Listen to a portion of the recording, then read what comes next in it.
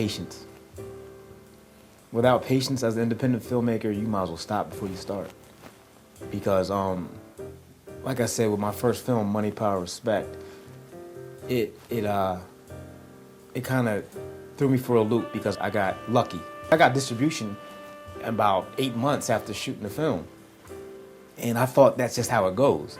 And that's not how it goes 99.9% of the time. I thought that, once I finished this first movie, boom, I got distribution in this one, I shoot another one and get better distribution, but it didn't go like that. But if I didn't have patience, I'm a very patient person. So if I didn't have that one attribute, I think I'd have gave up a long time ago. The new film, After Autumn, in essence, it's about a crush.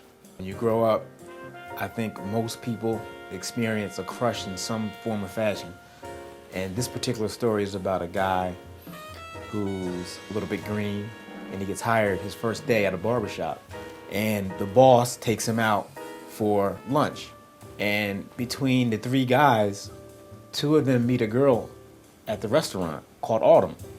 And she falls in lust with his best friend, who also works at the barbershop. So it's like a love triangle going on. And at the end of the day, we'll find out why you can't make anybody love you. Either it is or it isn't.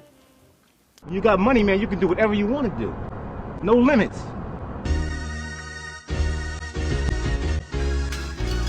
It happened by accident. I always liked filmmaking and movies in general, but what happened was I went to community college just to get some higher education. And so at community, I took a course, a creative writing course. And I read a book called Make Me Wanna Holler. And the book inspired me to want to tell stories about me growing up. So I decided to do a movie. And what I did was, the course wasn't necessarily for screenwriting, so what I did was I went to Barnes & Nobles and got all the books I could find on screenwriting. And just studying it. And throughout the course of my studying, I came up with a story that I wanted to tell. And it was called, it ended up being called Money, Power, Respect. So I wrote that story about growing up in Southwest Philly, and it was the rise and fall of a young drug dealer in Philly. Before I shot anything, before I shot New Jack City with the Takedown Company and anything, I was always trying to get with Charlie Mack because I knew if anybody from Philly could help me, it would be him. I remember that clearly. I would see him and he would, so what you got? You got anything? I'm like, nah, I ain't got nothing, but I got a few ideas. Ideas are only good enough when you're already on. So I said, okay, you know what? I just got to take some first steps. I got to shoot some stuff and, and see what happens from there. So I remember I shot the Takedown project. That caught some fire. Everybody was watching it and it was pretty cool, but it wasn't good enough to catapult me into any kind of real position. So maybe 2 years later, I shot the Money, Power, Respect project. It got distribution and it got out there. Somehow, Charlie Mack got the DVD, watched it, and I remember I was cutting hair at the time, and something happened at the barbershop, and I said, you know what? I have to go as a filmmaker full time. It's just no time for being a second-rate filmmaker. I got to go hard. So I quit the shop, and I wasn't making money for about 6 months. My wife was working, and I was on Craigslist. I was just trying to find any kind of production where I could find. So jumping back to Charlie Mack, my phone rings one morning, and I'm tired. I'm like, yeah, hello? And he's like, yeah, is Jamal Hill there? And I'm like, yeah, this is him. I looked at the number. It was a 310 number. And I said, yeah, this is Jamal. Who's this? He was like, this is Charlie Mack. I was wondering, do you have some time to talk? So I'm like, I popped up. Like, of course I got time to talk. So we talked for about 20 minutes, and he asked me to meet him somewhere for about a half an hour, just to meet each other in the flesh and get connected. So we met, and from a half hour, we ended up spending like 2 hours talking. We connected like this. And he asked me what I was doing this summer.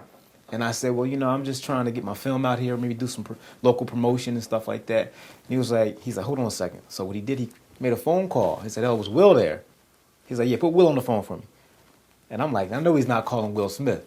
So he called Will up and he said, "Listen, I got this young guy from Philly. I think you should meet. He's pretty cool. You want to get to meet him?" So Will was like, "Yeah, sure, bring him up." So the next day, we drove up to New York and they were shooting the film I Am Legend. And me and Will got to talk and he said, pretty much, do you want to be a production assistant on the film? So, of course, I said yeah, and that's kind of how it started. We became friends, and the good work relationship started. And after I Am Legend, he asked me did I want to work on Iron Man because he had a couple connections over on Iron Man, and I said sure. And we went to L.A. and I started working on Iron Man with Jon Favreau. And from that, Will started Hancock, which at the time was called Tonight He Comes. I found out that I didn't know anything about filmmaking. Granted, yeah, okay, I had a vision and I stuck with it and I had a great crew, but I had no idea that it took that much to make a studio film. It's guerrilla filmmaking and studio filmmaking is like opposite ends of the polar. It's just so different from each other. And it was great. It was just a great experience. I learned at this particular time I was only Will's assistant, but it allowed me to steal from every department because I was Will's so-called Will's guy, so they lended me the opportunity to check out all the different departments. And again, the film was 7 months. So it was like I got paid to go to film school. And it was great. Everything I try to do with my films is Philly-based. That's why my company's called Philavision. All my stories are based in Philadelphia. I try to hire crew and cast out of Philadelphia, but sometimes it doesn't really work that way. But I try my best to pull the diamonds out of the rough, so to speak, that are local. Because I believe that there's a lot of local talent here. And there's no sense in fishing in other ponds when you have all that you need right here. It's just that we have a lack of opportunity. My 5-year plan is funny because when I look back on this interview, hopefully it'll come to fruition. Me and Charlie Mack, we're still great friends, and actually what we're doing now is we're co-venturing on 2 projects. One is called Streets.